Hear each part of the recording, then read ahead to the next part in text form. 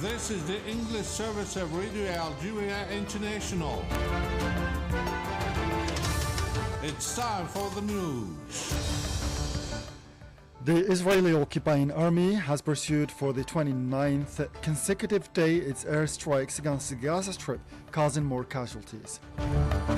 12 people have been killed and over 50 others wounded after a school sheltering refugees was hit by the Israeli bombardment. And Palestinian ambassador to the UN, Riyad Mansour, has said that the members of the Organization of the Islamic Cooperation are united in showing solidarity and support to the Palestinian people.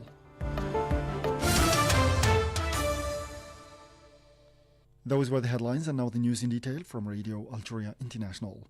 First, the Israeli occupying forces have pursued for the 29th consecutive day their airstrikes against the Gaza Strip, causing more casualties. Relentless bombardments carried out by the Israeli army hit various parts of Gaza amid land operations carried out by the Israeli occupying forces. According to Palestinian sources, 12 people were killed and over 50 others wounded after a school run by the UNRWA was hit by the Israeli bombardments targeting the refugee camp of Jabalia. The news agency stressed that several wounded were sent to hospital following the attack, the third to target the refugee camp this week, at a time when many other people remained under the rubble.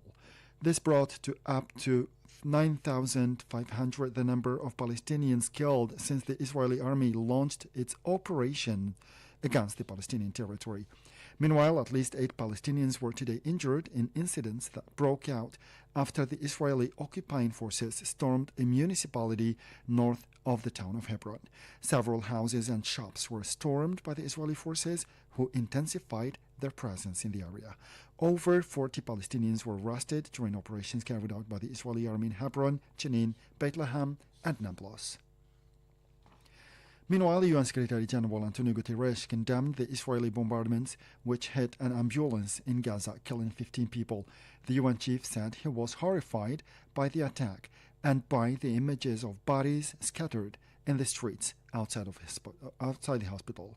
The Palestinian Red Crescent stressed that one of its vehicles was hit by the Israeli strikes 2 meters away from the hospital in Gaza that sheltered thousands of displaced.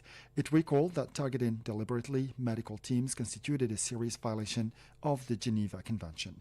This came as a meeting bringing together the foreign ministers of Jordan, Egypt, Saudi Arabia, the United Arab Emirates, Qatar, and the representative of the Palestinian Authority today took place in Amman in the presence of U.S. State Secretary Antony Blinken. The U.S. Secretary of State is due to meet later on King Abdullah II of Jordan. The Secretary General spokesperson Stéphane Dujarric said in his daily press briefing that there are intense humanitarian negotiations amid a humanitarian catastrophe in the Gaza Strip. The Secretary General and the Special Coordinator for the Middle East Peace Process, Tor Venesland, are continuing their constant contacts with leaders from across the region, focusing on ways to end suffering and prevent further escalation. The Emergency Relief Coordinator, Martin Griffiths, briefed member states on the humanitarian situation in Gaza. He said there are intense humanitarian negotiations involving Israel, Egypt, the United States, and the UN, with more than 300 trucks having moved into Gaza as of yesterday. More than 100 trucks moved into Gaza yesterday alone, he added, yet that remains far less than the 500 truckloads of goods that moved into Gaza every day prior to the current crisis. Stéphane Dujarric added that the Office for the Coordination of Humanitarian Affairs, OCHA, says along with its partners will release a $1.2 billion appeal aimed at supporting 2.7 million people. Still on the occupied Palestinian territory, the Office of the Coordination of Humanitarian Affairs says we, along with our partners, will release a flash update on Monday covering the remainder of the year. The $1.2 billion appeal aims to support 2.7 million people. That's the entire Gaza population and 500,000 people in the West Bank. The original appeal that was launched on October 12th asked for $294 million to support 1.3 million people. The situation has grown increasingly desperate since then. The revised flash appeal will outline the need for food, water, healthcare, shelter, hygiene, and other urgent priorities following the massive bombardments in Gaza. That was the Secretary General's spokesperson, Stefan Dujarric. And the Palestinian ambassador to the UN, Riyad Mansour, said that the members of the Organization of the Islamic Cooperation were united in demonstrating solidarity and support to the Palestinian people and demanding the implementation of the resolution of the General Assembly. Speaking to reporters together with the members of the OIC, Ambassador Mansour said that the Security Council is unable to act collectively. Let's listen to him. As you see, this is a large delegation. In fact, all the members of the Organization of Islamic Conference decided in a meeting to have a press conference to show, number one, the unity of the group, as we have done in the past with regard to the Arab group, to show that the group is united in demonstrating solidarity and support to the Palestinian people and demanding the implementation of the resolution in the General Assembly, calling for the three objectives that we are united around. Number one, immediate ceasefire to save lives. Number two is to have humanitarian assistance of a scale of a minimum of 100 truckloads of assistance to our people. We were told by our brothers in Egypt that yesterday we reached 102 truckloads. Gaza deserves to have hundreds of truckloads of humanitarian assistance, and the third objective of to stop the crime against humanity of forced transfer. Riyad Mansour added that some who have veto power want Israel to continue with this crime. So the divisions and the paralysis of the Security Council for issues as the case of Ukraine reflect itself in making it paralyzed and not to elevate itself to the responsibility that they should undertake, called for in the Charter of the UN to maintain international peace and security, and they are not doing that. To maintain international peace and security when there is war, the first thing that they should do, ceasefire, stop the war and deal with that situation. And because they want some who have veto power, want Israel to continue with this crime and to leave it completely to Israel to decide when they will stop, then therefore the Security Council is unable to act collectively. Nevertheless, we will continue knocking on the door of the Security Council, the President of the Security Council, as we've met with him yesterday, all members of the Security Council, so that the Security Council to shoulder its responsibility.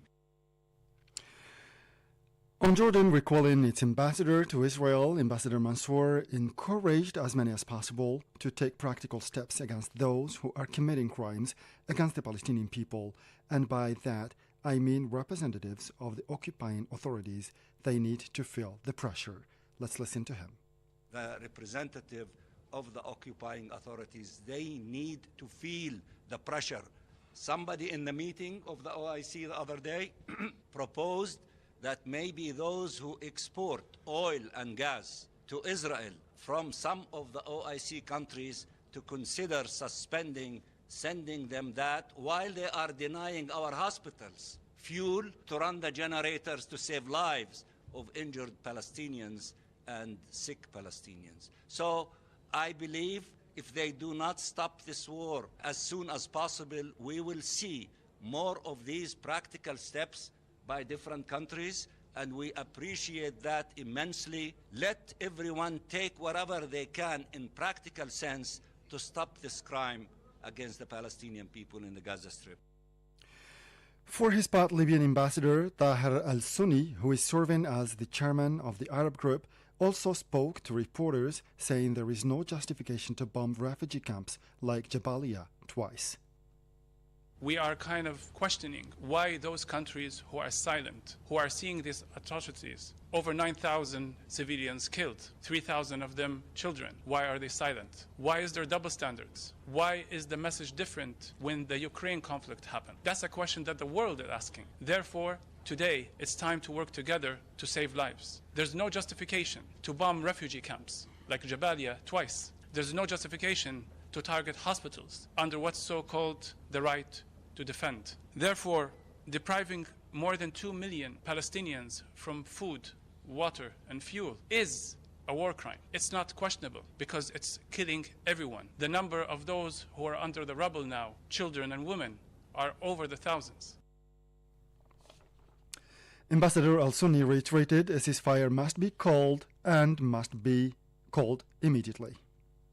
Dehumanizing Palestinians is not acceptable. We're all humans and all lives matter. And I'm wondering, where are the voices of human rights activists, special envoys on what's happening? Where are the human rights and when it comes to women and children in conflict? We hear that all around.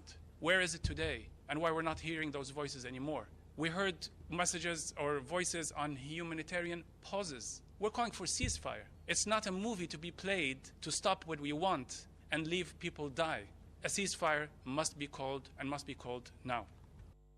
And he added that this is 7 decades of struggle, adding that if we don't fix the root cause, we will remain always in this vicious cycle and more innocent lives will be lost.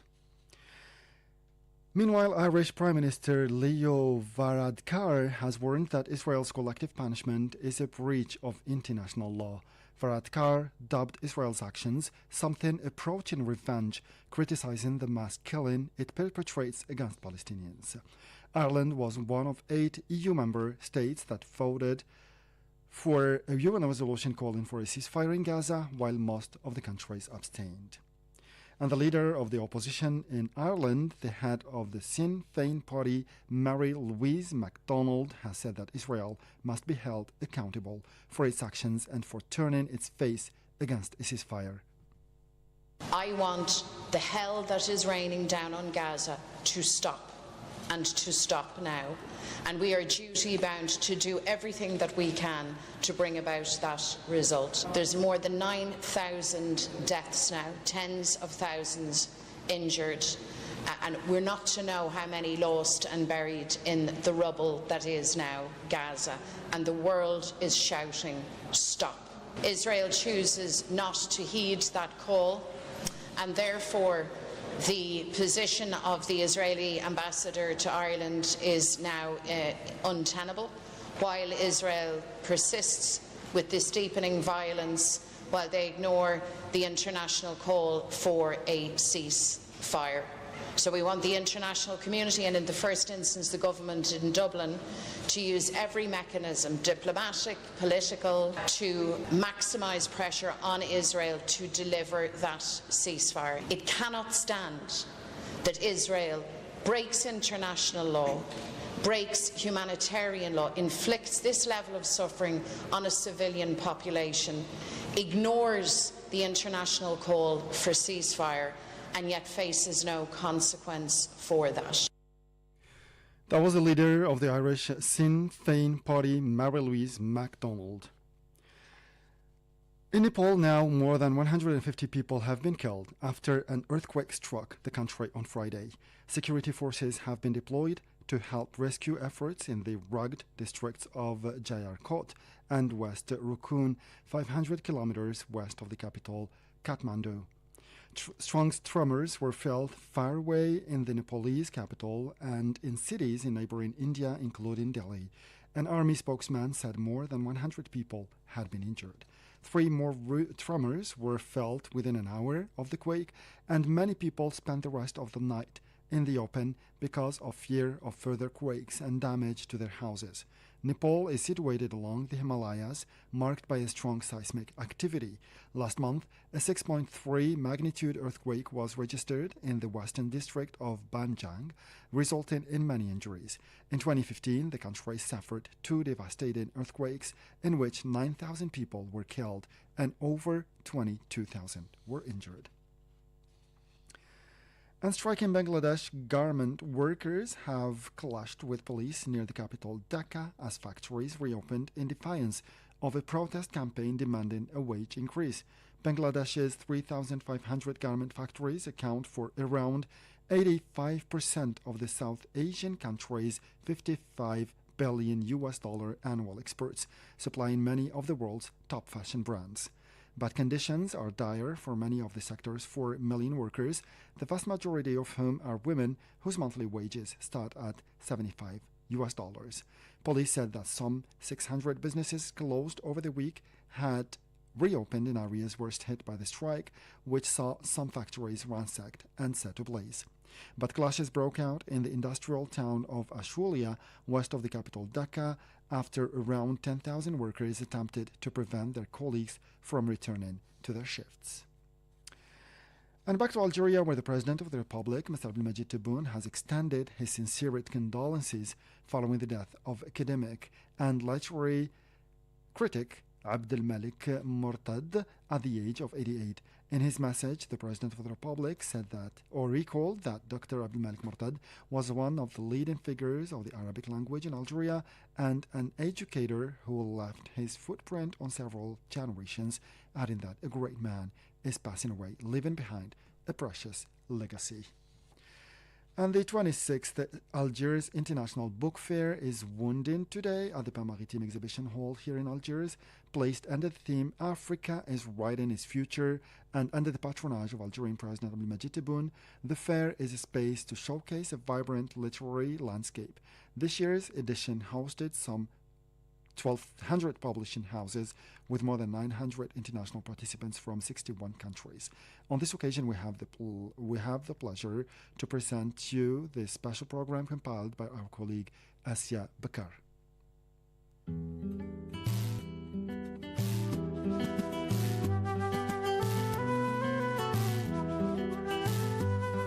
Hello, dear listeners, and welcome to our cultural program.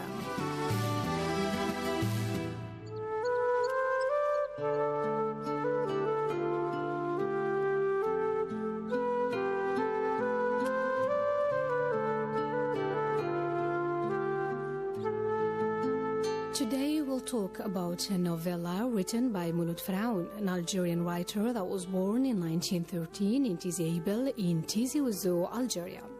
He became a schoolmaster in Algeria and was assassinated on March 15, 1962, a week before the War of Independence ended.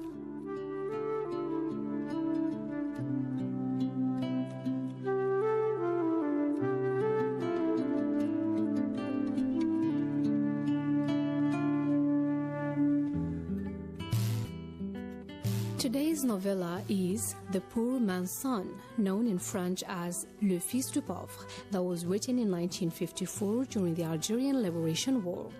The Poor Man's Son is largely autobiographical. The main character's name, Foroulou Manrad, is almost an anagram of Mouloud Faraoun.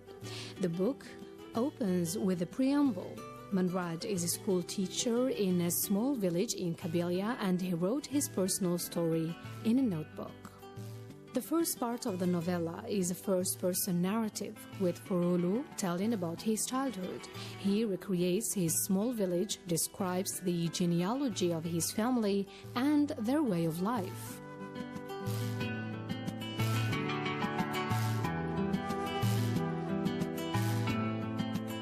Like a gifted storyteller, he makes us hear and see life in this remote part of Algeria. He describes the streets and the houses, the family clan and its living together, the bickering and even jealousy between his mother and his aunt. As the only boy, he was cherished by his parents and was always put first. His sisters didn't have the same position in the family, and he had better food and better care, something that he was aware of at a young age, as he tells the reader in this passage, quote, "Since I was the first viable boy born in my family, my grandmother peremptorily decided to call me Foroulou, from to hide. This means that nobody in the whole world could see me until I'd crossed the threshold of our house myself on my own feet." Unquote. That's how important he was to his family.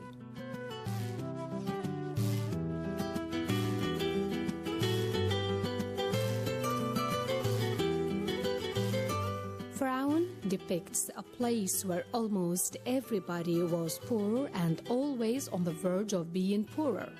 Any accident or illness preventing the adults to work could lead to starving. Any event affecting the crops could lead to not having enough food to put on the table. All of the adults' energy is spent on staying afloat and feed the family. If needed, men went to France to work for a while and sent fresh money back home.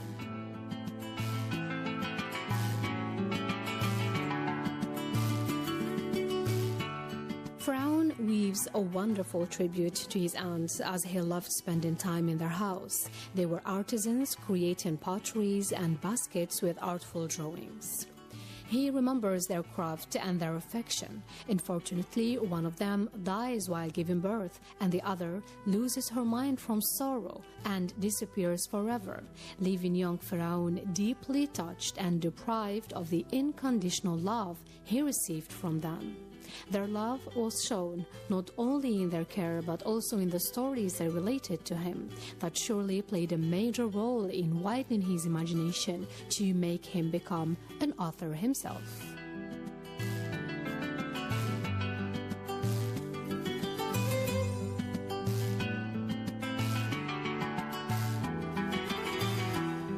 With little touches, little anecdotes and memories, this scenery appears to us. We see the dusty streets and the unbearable summer heat. We hear children laughing and running through the village playing together.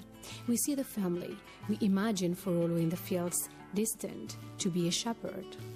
Anecdotes about fights, tricks, and illnesses let us see the local traditions. The presence of the French occupier back then is only palpable in some areas like the school system and the police, as the villagers did their best not to involve the French police in their quarrels.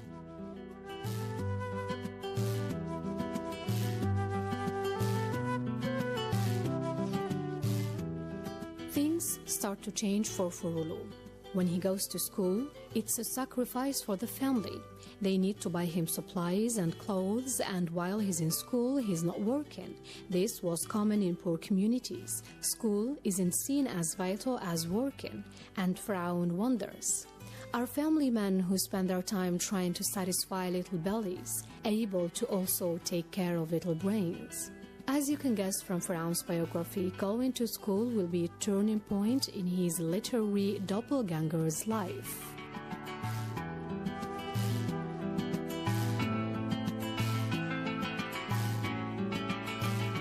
Furulu's school teacher in the village made him participate in a competition to win a scholarship to go to the college or junior high. This was common practice in the French school system of the beginning of the 20th century during the French colonization to Algeria. School teachers were on a mission to detect only lucky, bright pupils to help them go further. It was also a way to have candidates to enter the École Normale, the state network of schools that trained future school teachers. That's what Menrad and Faraon did.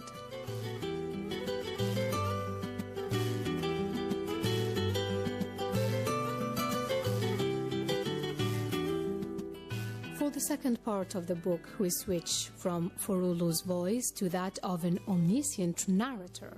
This part relates Furulu's years in college and his years after graduation. There is no real plot in The Poor Man's Son. It's mostly a tribute from a grown man to his origins. He recalls his childhood with tenderness and emotion, but doesn't sugarcoat poverty.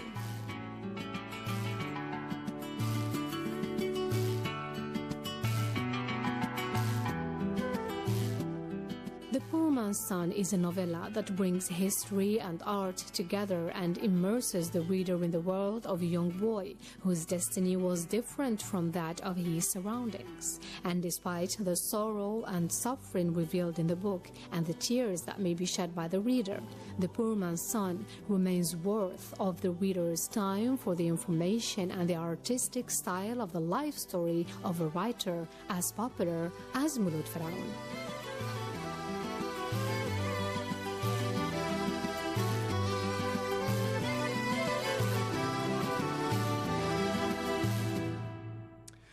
That's the end of this special program, and before stepping out of the studio, let me remind you the major headline. The Israeli occupying army has pursued for the 29th consecutive day its airstrike against the Gaza Strip, causing more casualties.